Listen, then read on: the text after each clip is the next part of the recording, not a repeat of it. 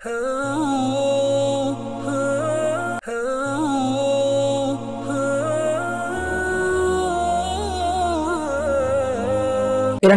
அல் மஸ்ஜித் Nabawi Medina முனவ்வரா குத்பா ஷேக் அப்துல்லா அல் புஐஜான் ஹஃபிஸுல்லாஹ் இருந்தார்கள். அந்த குத்பாவுடைய தலைப்பும் துல்ஹிஜ்ஜாவுடைய இந்த 10 தினங்களுடைய அல்லாஹ்வுடைய அருள் காற்றுகள் நன்மைகள் கூலிகளை பெற்று பயன்படுத்திக் கொள்வோம். ஹம்து ஸலவாத் தக்வாவுடைய வசதிக்கு பின்னால் மக்களே, பொதுவாக அல்லாஹ் ரஹ்மத்துடைய அருள் காற்றை வீச செய்கிறான். அதற்கு நீங்கள் உரித்தானவர்களாக அதை அடைந்து கொள்ளுங்கள். அந்த காற்றிலே நீங்கள் காற்று அனுபவியுங்கள். நல்ல அமல்களுடைய பருவ காலத்தில் தருகிறான். தேடி தேடி அமல் செய்யுங்கள். சிறந்த நேரங்களை தருகிறான். அதில் நீங்கள் கரிசனை காட்டுங்கள். அல்லாஹ் உங்களுக்கு அந்த நாட்களை முன்னோக்கி வர வைத்திருக்கிறான். நீங்கள் அதை நல்ல முறையில் வரவேற்று நீங்கள் அதில் நல்ல அமல்களை பயன்படுத்திக் கொள்ளுங்கள். எனவே நீங்கள் அஷ்ஹுருல் ஹஜ், ஹஜ்ஜுடைய 10 தினங்களுக்கு சிறந்த வருடத்தின் சிறந்த நாட்கள். அல்லாஹ் அதில் பல இபாதத்துகளை ஒன்றிணைத்து தந்திருக்கிறான். அதில் ஏனைய காலங்கள் இல்லாத எல்லா அமல்களும் ஒன்று சேரும் என மக்களுடைய ஹத்தீமை ஞாபகப்படுத்தினார்கள். வல் ஃபஜ்ர் அந்த சூராவுடைய ஆயத்தை ஓதினார்கள். சத்தியம் செய்ய சொல்கிறான் 10 இரவுகள் மீது ஃபஜ்ர் 1, 2 வசனங்கள்.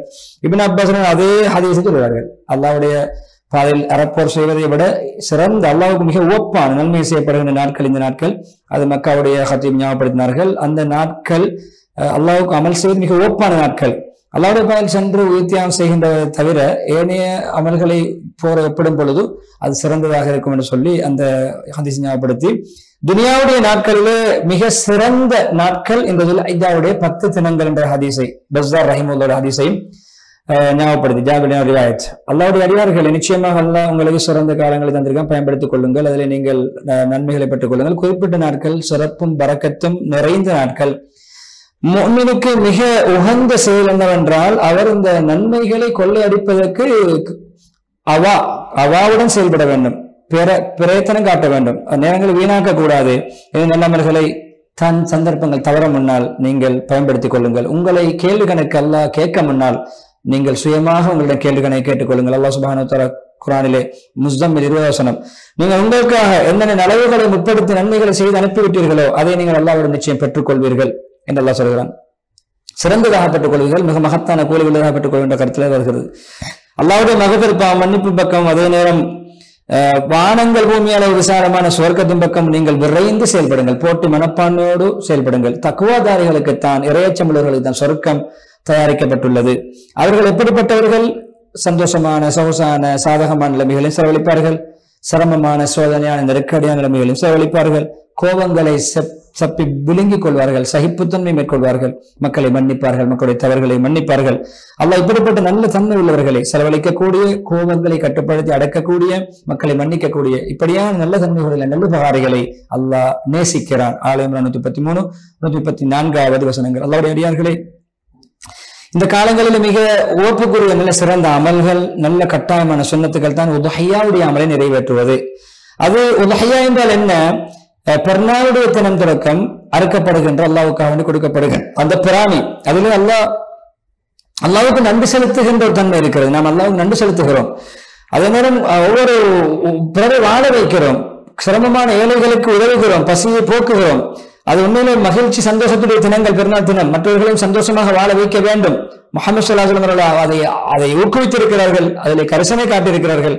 தானாகவே தன்னுடைய குடும்பம் தனக்கும் தன்னுடைய குடும்பம் சார்பாக உஹையா கொடுத்திருக்கிறார்கள்.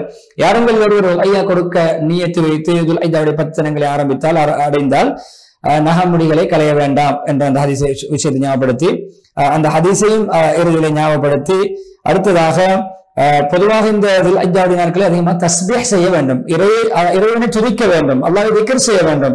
அவர்கள் இந்த குறிப்பிட்ட நாட்களில் அல்லாஹ்வை ஞாபகம் செய்வதற்காக என்று அல்லாஹ் சூரா ஹஜ் 28 சொல்கிறான். இப்னு உமர் அதே ஹதீஸை இன்னும் சொல்கிறார்கள். சிறந்த நாள், உயர்ந்த நாள், கண்ணியமான நாட்கள் இந்த நாட்கள் தான், 10 தினங்கள் தான். அதில் சுப்ஹானல்லாஹ், அல்ஹம்துலில்லாஹ், லா இலாஹா இல்லல்லாஹ், அல்லாஹு அக்பர் என்ற அந்த திக்ரை அதிகமாக விழுந்து கொண்டே இருங்க என்று சொல்லி மேலாவது குத்பாவை தௌபா இஸ்திக்ஃபாரோடு துஆவோடு பாரக்கத்துக்கு துஆ செய்து முடித்துவிட்டு இரண்டாவது குத்பாவை ஹம்து ஸலவாத் தக்வாவுக்கு பின்னால் யாரொரு ஒரு அணுவின் பாரமளவு எடையளவு நன்மை செய்தாலும் அதையும் கண்டுகொள்வார்.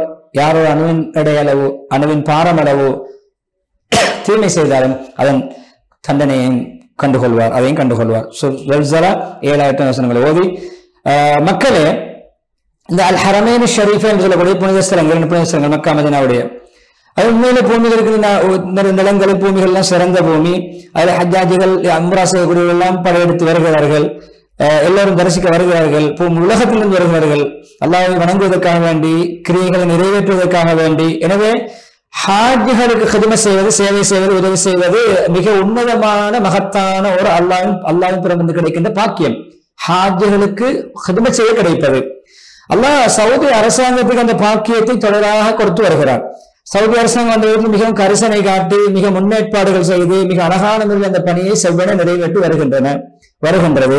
எனவே இந்த காபாவை நாங்கள் மக்களுக்கு அடைக்கலமாக, நிம்மதி தேடி, பாதுகாப்பு தேடி வந்து அடையும் இடமாக, பாதுகாப்புக்குரிய அபயம் அளிக்கும் இடமாக ஆக்கியிருக்கிறோம். எனவே நீங்கள் தவாப்படுத்தி மக்காம் இப்ராஹிம் காலச்சந்தை நின்று அந்த காபாவை கட்டி அடையாளம் உள்ள இடங்கள் தொலைவிடமாக ஆக்கிக் கொள்ளுங்கள். அதாவது தவாஃபை முடித்து விட்டு மக்காம் இப்ராஹிம் பக்கத்து தொழுவதுதான் தவாஃபுடைய தொழுகை சிறந்தது.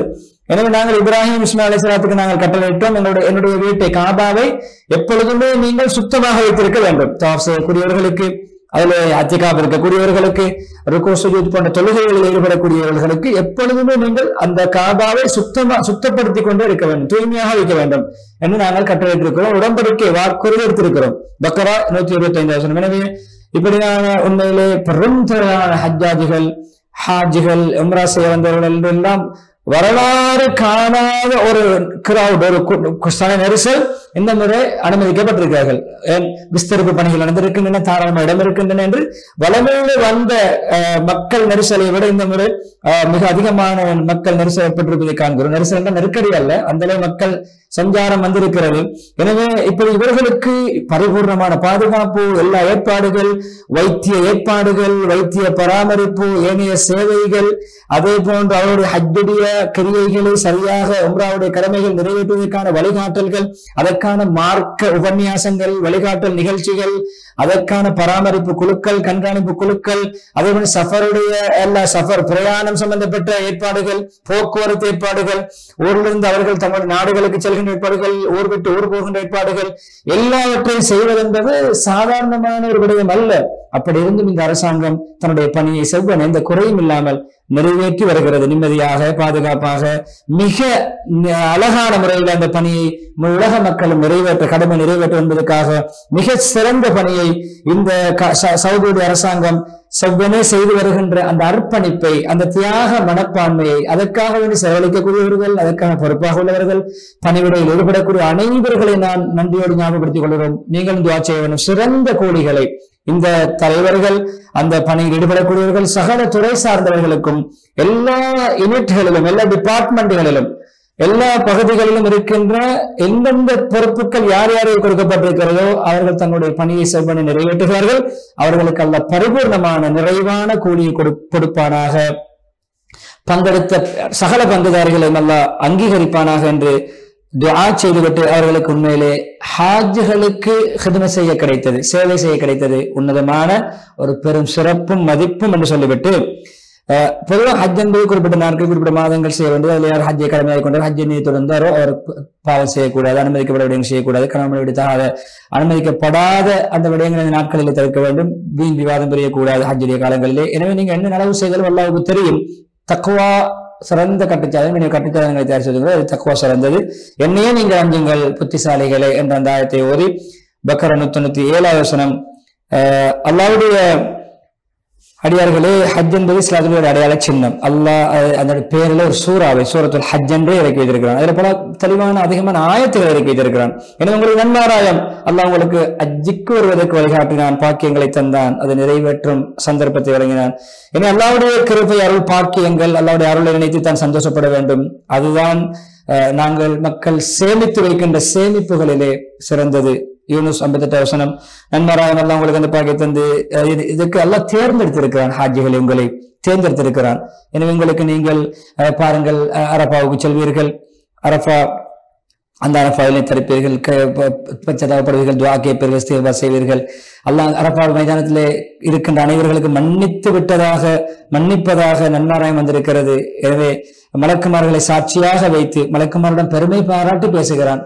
மலக்குமாரிடம் அரபா மைதானத்தில் இருக்கின்ற அந்த ஹாஜிகளை காட்டி பெருமையாக பேசுகிறான். பாருங்கள், அடியார்களை பிரயாண களைப்போடு பொழுது படிந்தவர்களாக பட்ட தலையோடு வந்திருக்கிறார்கள்.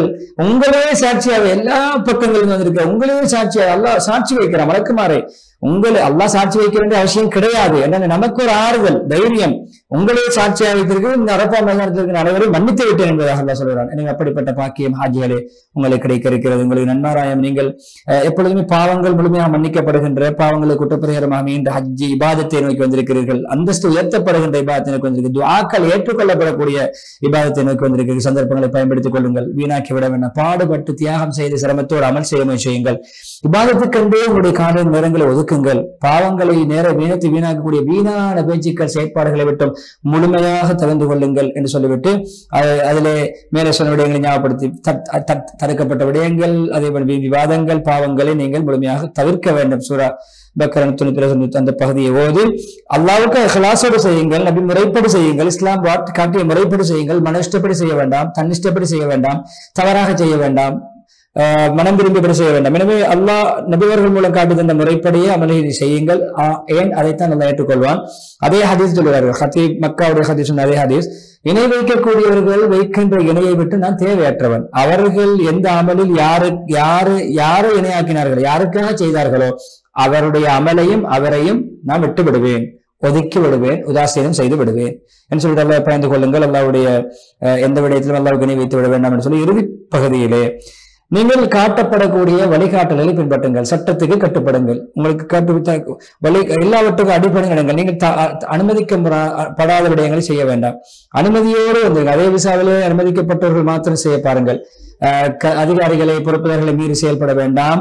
எனவே உங்களுடைய ஹஜ் அல்லாஹ் ஏற்றுக்கொள்வானாக. உங்களுக்கு அல்லாஹ் சிறந்த கூலை தருவானாக. அல்லாஹ்வுடைய பாதுகாப்பிலும் பராமரிப்பிலுமே நிரந்தரமாக இருக்கும் பாக்கிய தருவானாக. உங்களுக்கு கபூலுக்கு அங்கீகாரத்தை தந்து உங்களுடைய ஊர்களுக்கு நிம்மதியானவர்களாக, சாந்தியானவர்களாக, பாதுகாப்பானவர்களாக, நன்மைகளை கொள்ளையடித்தவர்களாக உங்களுடைய ஊர்களுக்கும் நாடுகளுக்கும் எல்லாம் திருப்பி அனுப்புவானாக என்ற துஆவோடு நீண்ட துஆ பிரார்த்தனையோடு ஸலவாத் சொல்லி அந்த ஆயத்தை ஞாபகப்படுத்தி ஹதீப் அப்துல்லா புஐதான் ஹபிதுல்லாஹ் அவர்கள் தன்னுடைய ஹுத்பாவுக்கு முற்றுப்புள்ளி வைக்கிறார்கள். விளம்பர இடைவெளியை தொடர்ந்து மஸ்ஜிதுல் அக்ஸாவுடைய ஹுத்பாவின் மொழிபெயர்ப்பை இன்ஷா அல்லாஹ் நாம் பார்க்கலாம்.